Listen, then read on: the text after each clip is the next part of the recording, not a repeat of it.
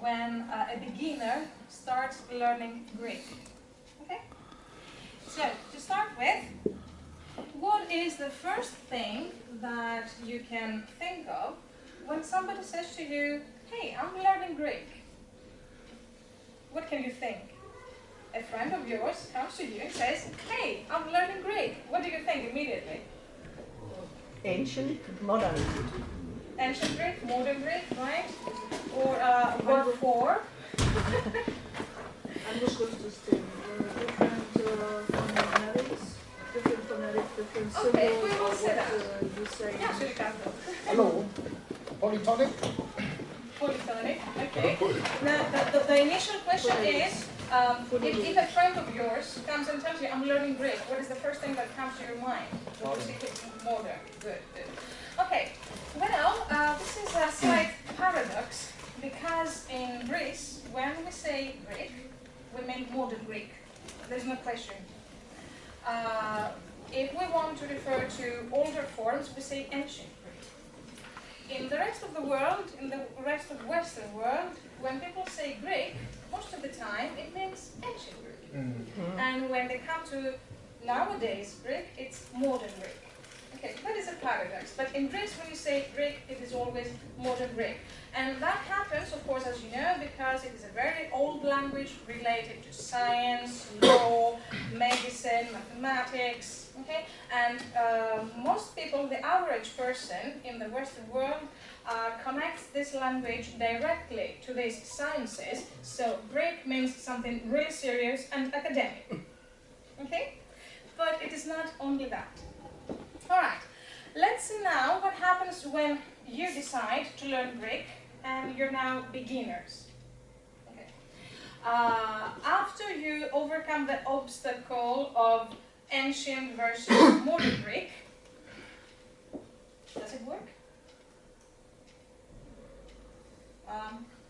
Help?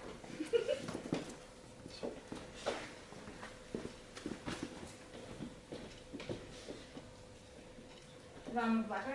Okay, I can do it without. I can write here if I need something.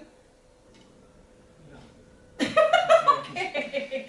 Okay, we will improvise. Okay, perfect. It's okay. I go on and when you are ready, you let me know. Try please. So let's say that you start learning Greek as beginners. Okay? You should know when you start learning this language that you will face lots of challenges, okay? You will come across things that do not really make sense, lots of irregularities, and lots of obstacles will come to you all the way, but you have to calm down a bit and try to have as much fun as possible. Are we done? Oh, thank you so much. I can use the keys. We'll do it that way. Okay. So, before we go on, I'd like to share another truth with you. The truth is that modern Greek, or Greek, has changed a lot since the ancient years, but we still use ancient Greek in our daily speech. This is very true. All Greeks speak ancient Greek every day, even if they don't realize it. We have lots of words, and here I just have some examples. But I can't point, right? There's no red light. No. Okay, I will point like that. So there are lots of words that are exactly the same as they used to be 5 or more thousands years ago. And here I have some examples for you. I don't know if you speak Greek. It would be nice to read them together. So we start from the beginning. So it's phos, light, the same, exactly the same word. All these words are exactly the same as they used to be in the past. Ιδέα, international word, idea. Δημοκρατία, of course. Philosophia. You can repeat after me if you want to.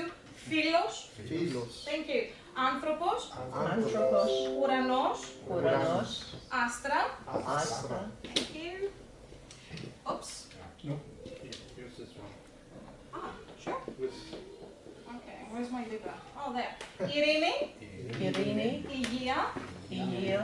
ελευθερία, ελευθερία, αλήθεια, αλήθεια, φαντασία, φαντασία, ψυχή, ψυχή, ανάγκη, ανάγκη, κίνδυνος, κίνδυνος, and lots more. Okay, so one truth about Greek and modern Greek is that we still have exactly the same words as they used to be 5,000 years ago. Okay, that is one truth. And we do use ancient Greek every day in our lives, and I'm not just talking about fixed phrases like, for example, eureka, as you would say, evrika in Greek. Huh? I'm talking about words that are still alive exactly the same as they used to be. Okay? So let's say now that you come to us to learn Greek, we have to take you from A0 practically to C2. I don't know if you're aware, you must be aware of the European framework of languages, okay? So the beginner's level is actually A0 to A1, and the most proficient level is C2. So we have A1, A2, B1, B2, C1, C2, as you know. So we have to take you from A0 to C2, okay? Now, level A1 seems to be quite, I wouldn't say easy, but it's there. Level 1, A1, is quite convenient because you have to understand the basic mechanics of the language, which is grammar use, of course. Okay? Learn basic vocabulary to get by in daily situations. Okay? And you definitely don't have to worry about how old the words you use are. Okay, let's take, for example, the word philos, friend. Which is a word that you will definitely learn at A1 level. All you care about this word is the meaning, philos, and some cases, for example, you have to learn nominative, philos, plural, if you have many friends, phili, and then you need friend as an object, ton philo, accusative, in case you want to invite a friend or call a friend or anyway do something to a friend in grammar use. Okay? You don't really care, and that's my joke about it, you don't really care how old this word is. Okay, just use it. So we go on, I said, okay, thank you, with level A2. Okay, level A2 can also go smoothly, and I would like mostly to concentrate on levels A1 and A2 mostly. So, level A2 can go smoothly, but here start your journey and your experience with obstacles and irregularities. Here you start wondering why. And here is where teachers come to a very, I would say, uncomfortable situation, because not all of your whys should be explained at level A2, because sometimes you get more confused than you were ever before. Okay? And here I have an example, a grammar example with you. This is your first contact with future. You learn future for some when you get to level A2. Okay? So, on the right, I have the verb καθαρίζω, as you can see, okay? the left, Which is to clean. Okay?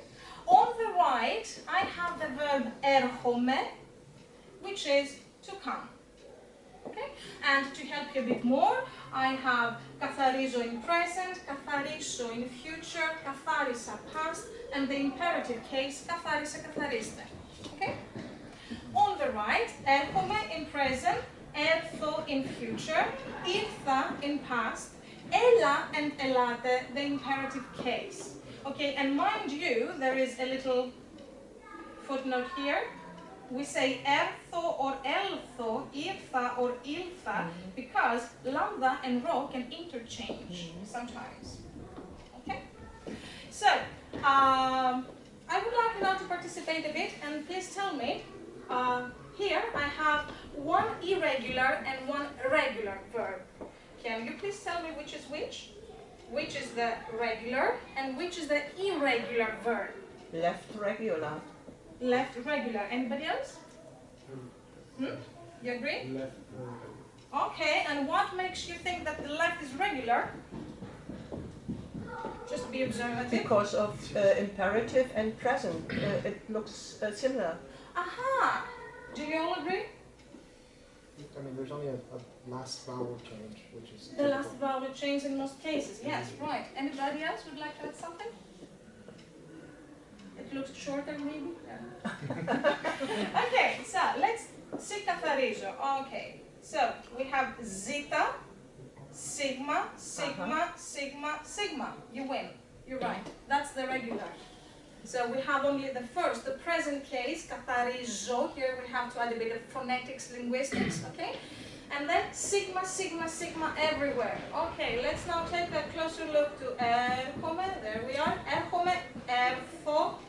Oh my god. Ήρθα. Okay, that looks like έρθω. And then we have έλα and ελάτε. Okay, I present to you one of the most chaotic verbs in modern Greek. Irregular. Totally irregular. And now students usually ask why? Why? Why what?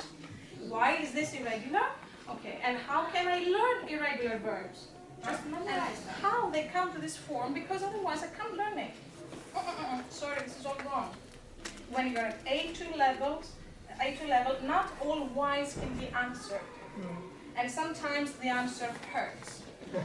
Okay, well, there is one answer, but I can give you right now about irregularities, but I wouldn't accept more whys for that, because matters would be worse. So, here is one answer, why έρχομαι is irregular.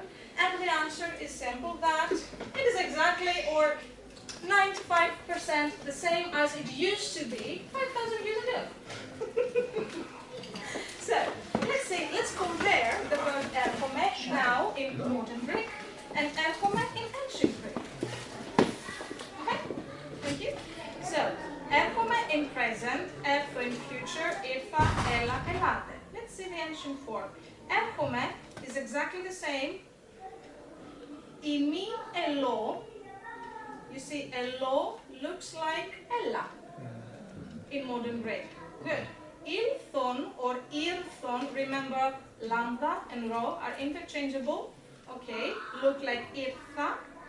And then έλθε, ελθέ, ελθέτε looks like ήλθον, but also like ήρθα. Ouch, it hurts. But they look like brother and sister, don't they? That's why they are irregular. So, but apart from that, I cannot give you any other explanation that would take us to higher linguistics. Why? And this is where A2 students should avoid asking why. Okay? Oops. All right.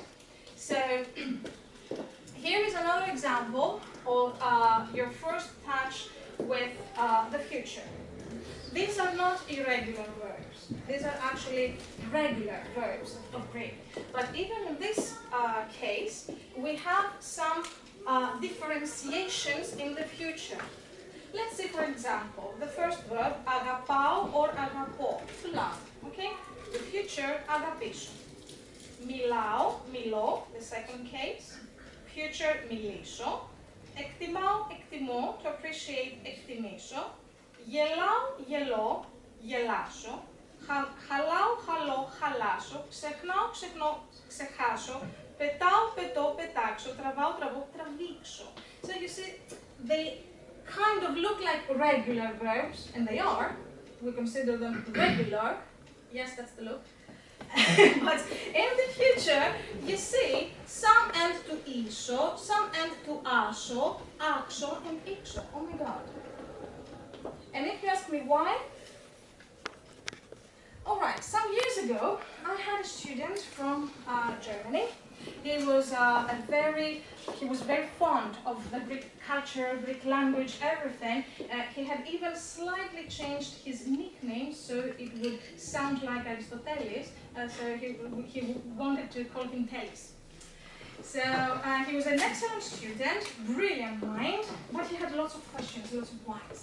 Why is this and why is that and why? And of course I had a class and I couldn't explain all whys that Telis asked me. I said, okay, Telis, please, after the class we can spend 20 minutes together and show you why. Charles was enthusiastic.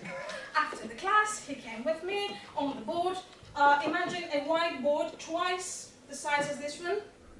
So I started writing and explaining, like a mathematician on the board, to give him the answer why some verbs in future change into iso, some others into aso, some others into axo or ixo, and these are considered regular verbs. After that session, he never asked why again. You see, sometimes when the teacher says the answer is not proper to be given now, they know why. They want to protect you from getting, more confused. Okay? So, when you're students at A2 level, I would definitely suggest that have as much fun as possible, and when a Y comes up, push it down. All your Y's, or most of your Y's, will be answered, but at a higher level. I know this is a paradox, because when you have reached a higher level, you don't really need to know why. But explaining why at a small level hurts. Sometimes hurts. Okay? So, let's say you did it and you completed A2 level. Congratulations. Now it's time to practice Greek in real life. Outside classroom. And as I say here, a small warning wouldn't hurt. Now, why am I saying that and what kind of warning is that? Alright, I bet you know that learning a language in the classroom is totally different sometimes than practicing the language in the real world, right? Some challenges are there for you. And there is a little secret I didn't share with you at the beginning. I spoke to you about words that have not changed at all, okay? There are words that have slightly changed, or the ending is a bit different, they have a modern touch. But there are also, and that hurts, there are also words that have changed a lot, but we still use their ancient form in some very specific cases, and that can be absolutely confusing, particularly at A2 level. What I mean is, let's take for example psari, okay, which is fish, and compare it to ichthys, you see, psari and ichthys. The words are not similar at all, totally different. So psari is fish, and ichthys is also fish, in some cases, and also Pisces, if you know astronomy, astrology, okay, good. And then we have the famous word ichthyopolio, which means fish shop, because ichthys is a psari, fish, and polio, anything that ends to polio, if you know Greek, means a shop, right? Good. The funny thing is that, though we use psari in all daily cases, we have ichthyopolio when we go shopping. And here is a nice experience I had. One of my students comes at A2 level, and he says to me, quite puzzled, confused, and frightened, I would say, Eva, he says, your language is absolutely confusing. Thank you very much, but why? Okay, he said, I wanted to buy some fish, so I went to the market today, and I see a nice shop, fresh fish, right? And as soon as I approached, I take notice of the sign, and I read ichthyopolio. I know that words that end to polio mean shop. So what the blip is the other part, ichthys? Okay, let's Google it. He Googles ichthys, and he gets astronomy and astrology. And he gets baffled. And his question was, how can you buy fish in an astrology shop? Please explain this to me. Okay, I explained to him, because I really didn't want to make him more confused than he was, I explained to him that, listen, we use psari in daily cases, when you order fish, when you eat fish, when you buy fish, but in other cases, for example, science, we use ichthys. And guess what the result was? Oh, he said, I got you. You have 2 languages. One for speaking, one for writing. No. So you see, trying as a teacher to explain to your student why, all these whys, it's really dangerous sometimes. You can lead them to absolutely confusing conclusions. Okay. Whys you had, not regarding Greek only, regarding other languages, are answered, are explained. So B1 is a milestone. If you get to B1, then you start having the real experience of Greek. Okay, and let me give you just an example to explain why, say, accuracy of descriptive words. I don't know if you already speak Greek. Let's try to say beautiful in Greek. Okay?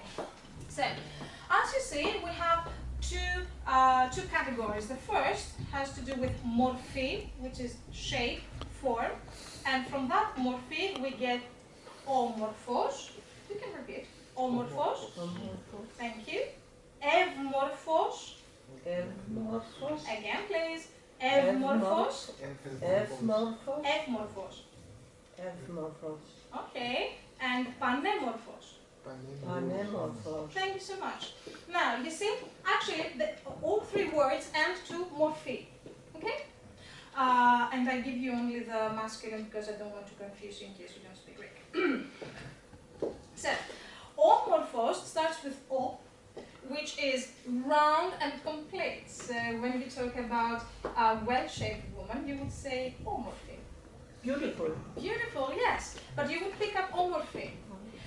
If you see, let's say, for example, an angelic face, it would be better to say eumorphos, because anything that starts with F, like Efcharisto, means abundance, means wealth, means something really, really good and nice, harmonious.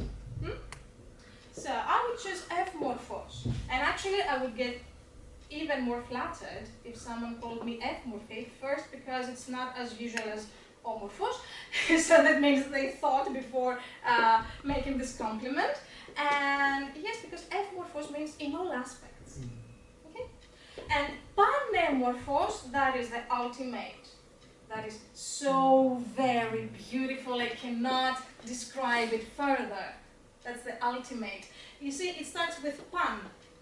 Anything that starts with pan, like panoramic, it means all aspects, 360 degrees.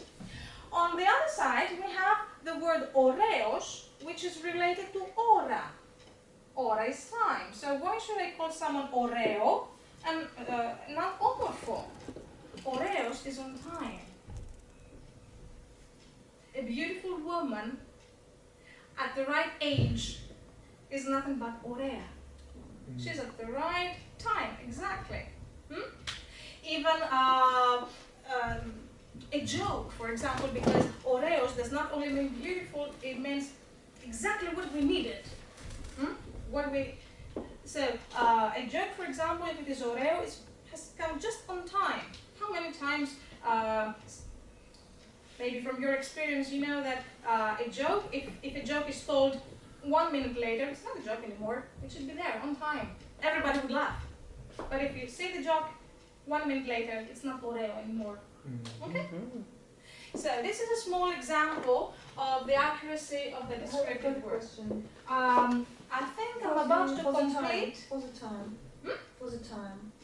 I think I'm about to complete that. The concept of time in Greek. Yeah, let me complete that when I. Maybe some other examples of time. Some of them time. Actually, this is an example of saying beautiful. This is just the right time to say this.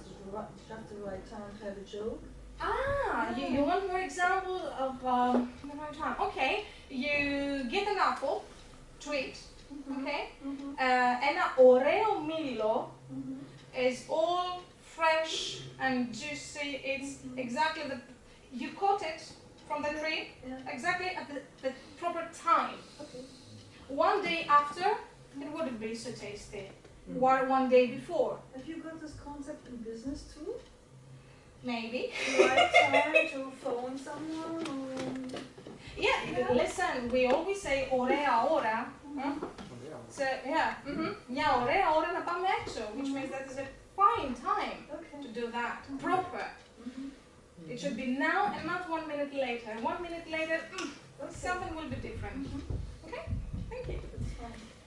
So, let me see. Okay, after you have completed B1 and B2 levels, then we can communicate only in Greek. That's perfect.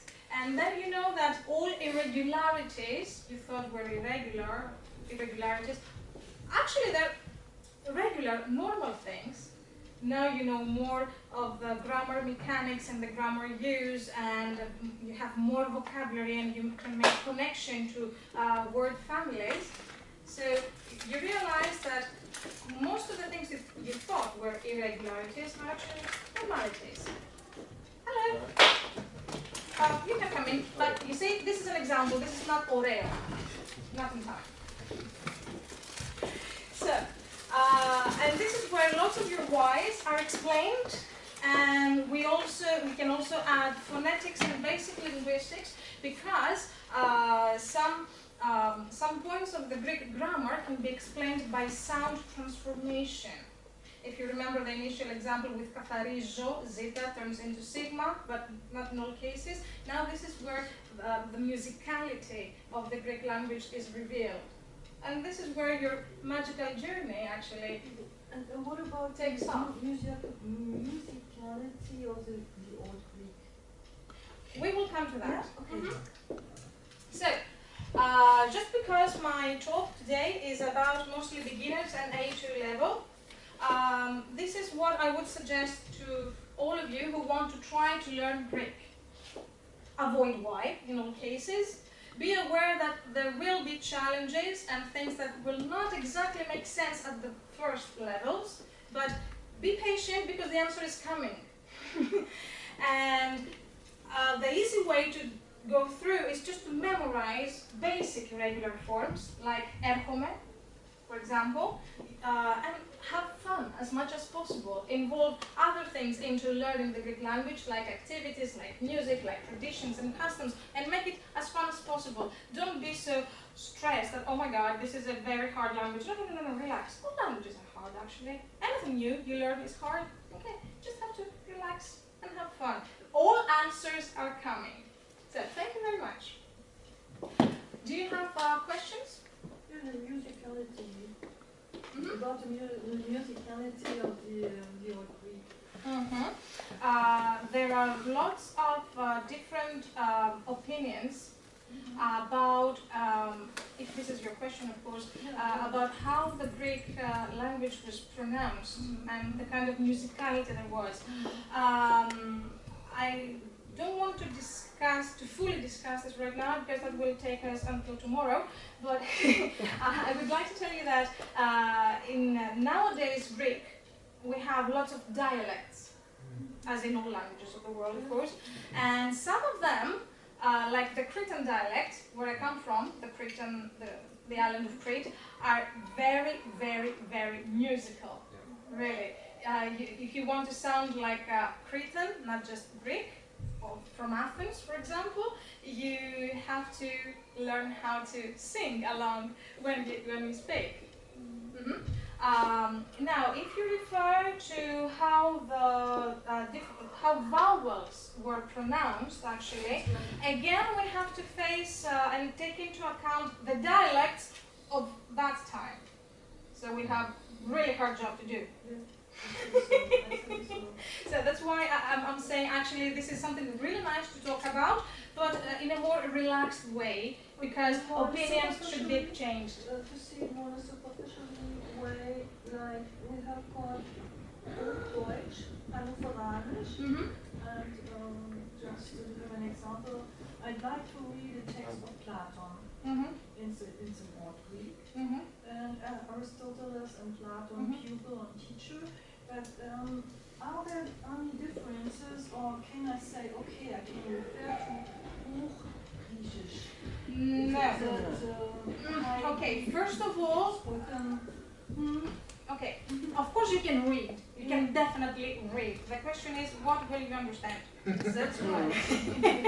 Yeah, because here we also have the issue of the very special language that Plato used to use. That's fine. So even for the contemporary people of his own time, Plato was difficult. So there are lots of things you have to take into account. I have to just think abstractly to understand his concepts of thinking. But that's how he puts The best the form. thing, okay. The form, the Greek. No, my question, okay, take it shortly. Did he just spoke or wrote in a dialectic way? Or was it just a form, you can say, was a high Greek form of general speaking and teaching? All right. First, 2 points we have to take into account. Plato was very well educated. Plato was a philosopher. Yeah. I bet he would not speak like the rest of us today. If we had him here now, I think we would anyway be amazed. Wow. So, but let me ask you in a different way. Sometimes students that really like the Greek culture and history come to me and, like you, ask me about Socrates, about this, about the other, and I really think, how can I help them? Yes, they want to read the ancient scripts and understand that specific thinking. They don't want to read through a modern translation or a modern interpretation. They want to read the original. How can I help them? The only way I can help you is make sure that you have reached C2 level in modern Greek, and then wish you good luck. Get you all the dictionaries and books I can give you about Greek, ancient Greek vocabulary and differentiations in grammar. And I would suggest that you buy a book that also has both the ancient and the modern Greek script. So whenever you get lost, you have the Greek reference, but still you will see that some words, for example, one word in ancient Greek can be translated in 5 in modern Greek, because the meaning is more compact. No, that's right. Okay? You just, no, for me it's more the question, if I want to learn Greek, to learn old Greek, because what you say, what you tell me, it's just the answer I thought about it. That I have to first learn Modern Greek, yes, and then try to go back. It's a real high tower of work. Yeah, it's nice work. No, I'm a workaholic.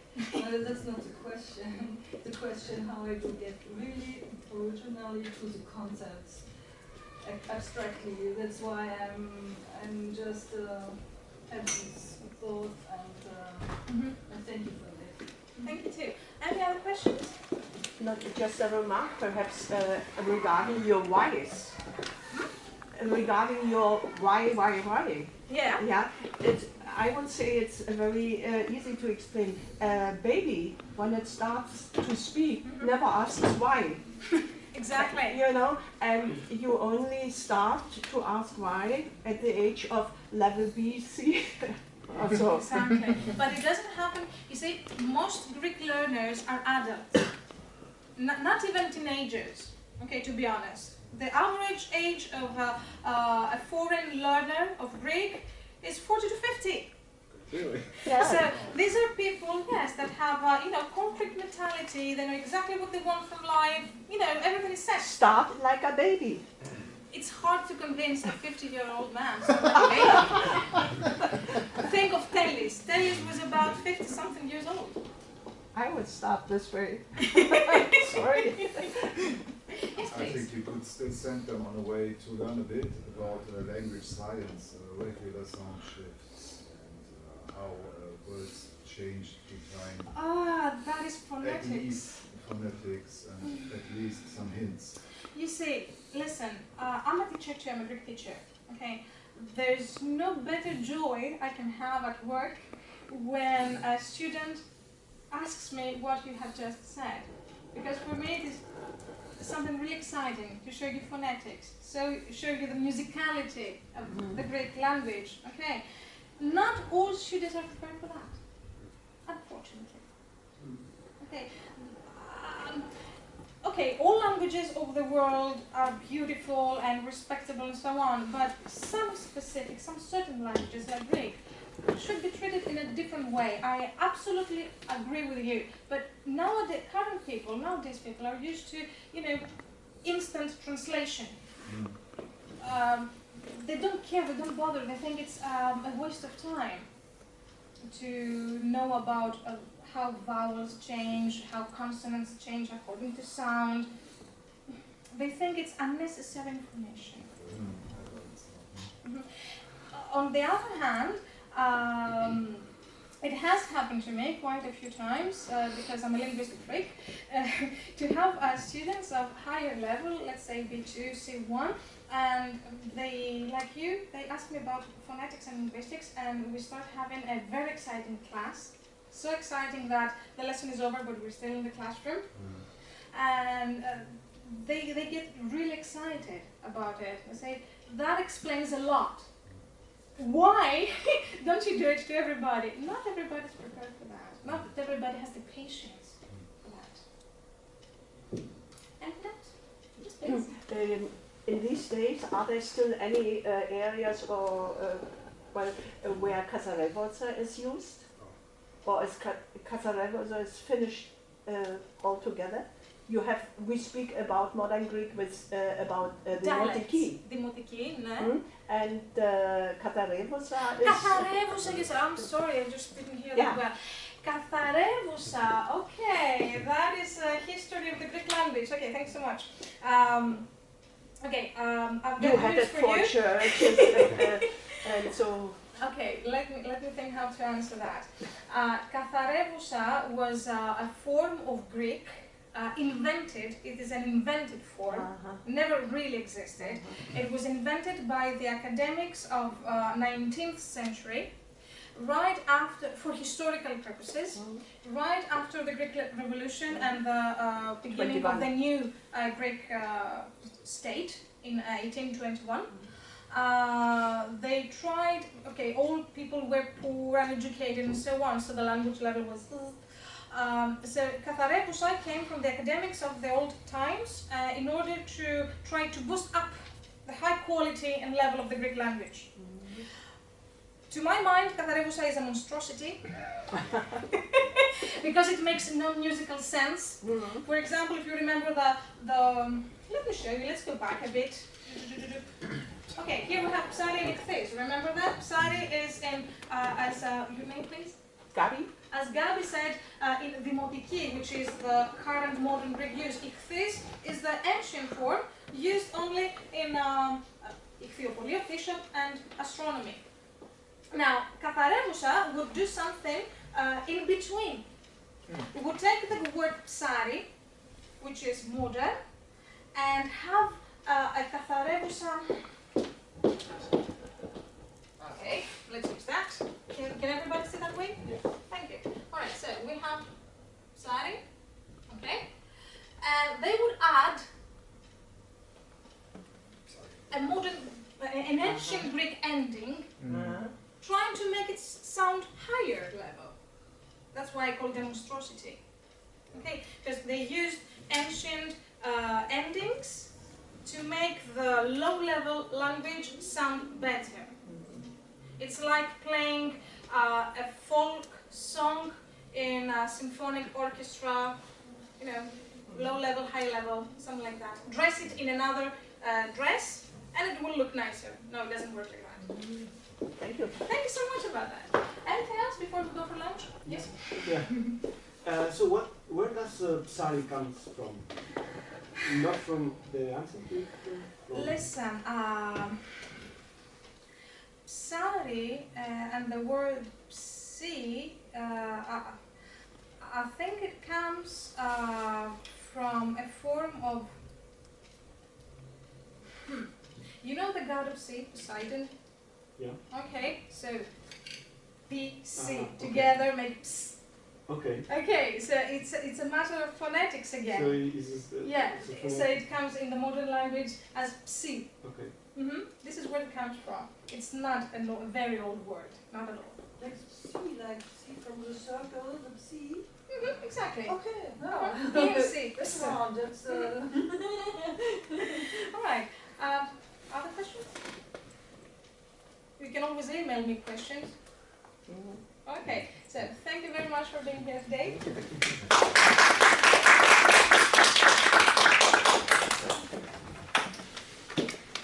And by the way, we are on the ground floor, stand 832, Filomathia.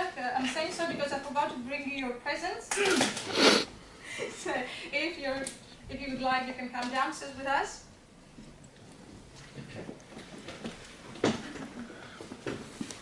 Na dann alles Gute her.